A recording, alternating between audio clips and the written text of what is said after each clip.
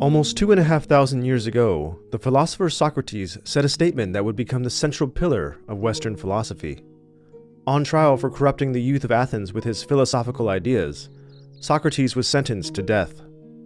However, his judges offered the option to choose exile instead, if he agreed to give up teaching his precious philosophy. Unwilling to yield, Socrates answered by stating, "The unexamined life is not worth living." He chose to drink poison hemlock rather than accept control by the state.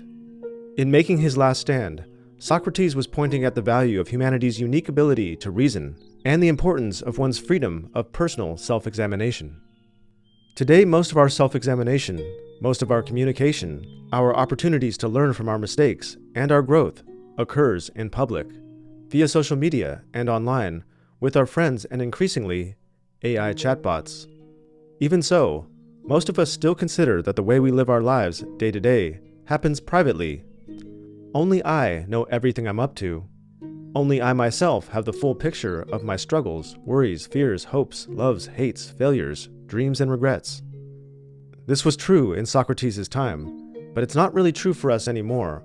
As we go about our lives in the modern world, our online activity, behavior patterns, and our network of friends and acquaintances tell a revealing story about ourselves. It's not really something you can opt out of. To participate in modern life, you more or less have to exist within a system that harvests all kinds of data about you. Almost everything you do in the world now is turned into data, including the places you visit, the media you consume, and the things you buy. Even the suggestion of an interest, something mentioned in passing to friends, the pattern your mouse makes as it hovers over different parts of the screen, are useful in creating a detailed picture of who you are. This data gets sold, traded, and stored across countless platforms by thousands of companies, most of whom you've never heard of. In the past, spying was an expensive undertaking that required a lot of resources and coordination. The kings and emperors of history were always keen to track and foil plots to overthrow them, but the number of spies they could recruit from their population was limited. If all your people are busy spying, then they're not doing all the other things to keep your kingdom functioning. Now with the rise of artificial intelligence, the situation is very different. The same qualities that make AI incredibly good at analyzing an entire book and identifying the themes, character relationships, and subplots also make it exceedingly good at finding patterns and doing predictive modeling about human behavior. Over the past couple decades, free-to-use platforms have come to treat their users' data as a product to be sold. And as the harvesting of personal data has become the norm, AI has gotten smart enough to put the pieces together from many disconnected data sources to make a mosaic that reveals who we are in a deep way. So much so that the companies collecting our data are far better at predicting our views than even our partners or closest friends. As AI becomes cheaper, more widespread, and more powerful, it's becoming less and less expensive to aggregate huge volumes of harvested personal data and use AI systems to, effectively, spy on everyone, all the time.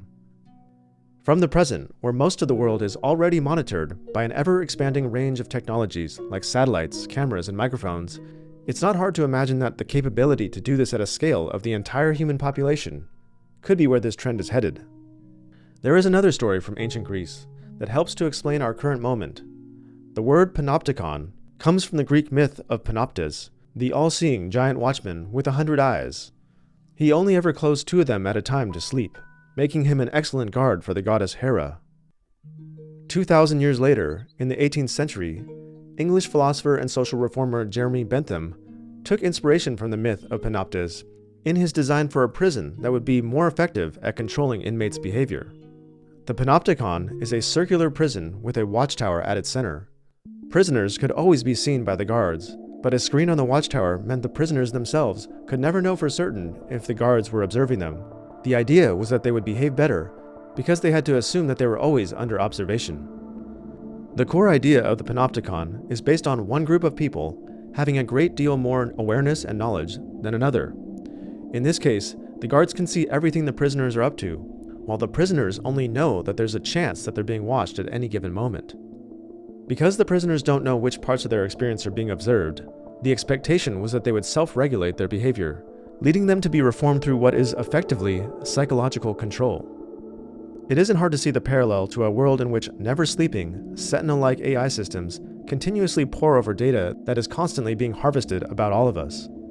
The potential for surveillance is just the same as it was in the original design, except in this case, we're building a virtual panopticon. And like the 18th century prison concept, the virtual panopticon of today would function as a system of psychological control. If you knew that someone somewhere had the superhuman ability to connect all the dots of your behavior and make a detailed model of your life, interests, passions, secrets, and more, you might behave a little differently. You might be more cautious about what you say or how you say it, or even what you do or who you choose to do it with. You might think twice before posting that opinion online, or attending a protest, signing a petition, or voting for a certain candidate. The more that is known about what someone chooses to look at, what they choose to buy, or what media they consume, the easier it is to predict their political views, or the way they spend their free time, and ultimately, the path in life ahead of them. This idea that people will behave differently if their thoughts and actions can be known through the use of technology comes up again and again in fiction. For example, Big Brother from George Orwell's novel 1984, and Pre-Crime from the movie Minority Report. Many people are not yet aware of how close we are to making these cautionary tales a reality. Now imagine for a moment that you happen to be one of the few people in control of the virtual panopticon in the near future. You have the power to unite all the data and know everything about everyone. Think of the power this would give you. You could keep track of all your competitors, learn of their plans before they're ready to be enacted, and stay one step ahead. Whether you happen to be a dictator, a billionaire CEO, or a drug cartel boss, you would be able to see challenges to your status and influence before they materialized. It's not the kind of power that can be taken back easily, or perhaps at all. Of course, there are some good reasons for all the data collection behind this predicament. Government agencies and police departments have an important job to do in keeping people safe and secure. And understandably, they want tools to make their job easier and more effective. They work alongside private companies that build powerful systems to gather and sort data, using AI to find patterns, predict threats, simplify decision-making, and execute those decisions. Unfortunately, these tools end up collecting data on everyone and creating a virtual panopticon by default. These systems treat everyone as pre-suspicious, collecting data first and asking questions later.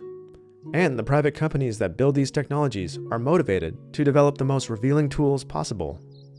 What sort of world would we be living in if all-seeing AI versions of Panoptes, controlled by a handful of powerful people, could know our true intentions, our desires, and our fears, and manipulate them? As of summer of 2026, the phrase permanent underclass has been memeing its way around the world. Most people think that permanent underclass refers to the idea that rapid AI automation will create a permanently unemployable lower class. But inside Silicon Valley, the term permanent underclass has a much deeper, more dystopian meaning, one that goes far beyond employable versus unemployable. These AI companies are creating two distinct types of people, the few that control AI and the billions who will forever be controlled by it. One group will live in a virtual prison, while the other group experiences unlimited freedom and power. Right now there is a manic urgency to be on the side with control, which is why AI companies have disregarded safety, responsibility, and reason, spending trillions in service of a mission to construct a future that nobody wants. We don't live in a world like that yet. For now, it would appear as if there's time to decide what kind of society we want to be. But given the trend, avoiding that future means changes to laws around privacy and data harvesting, as well as thoughtful decisions about what kinds of surveillance tools should be built and how they should be allowed to be used. The idea of the panopticon gets right to the heart of what it means to be free. The freedom to feel and think anything at all, without fear of consequence, is a critical part of how we learn and grow. Do we want to protect that freedom for our children? What kind of world will we leave for them if the power to know everything about everyone resides in the hands of a few elite people forever? To live our most fulfilling lives requires that we are empowered to be our most authentic selves, without every part of our existence being known to others. Now we have a chance to protect this fundamental freedom for our children and all future generations to come.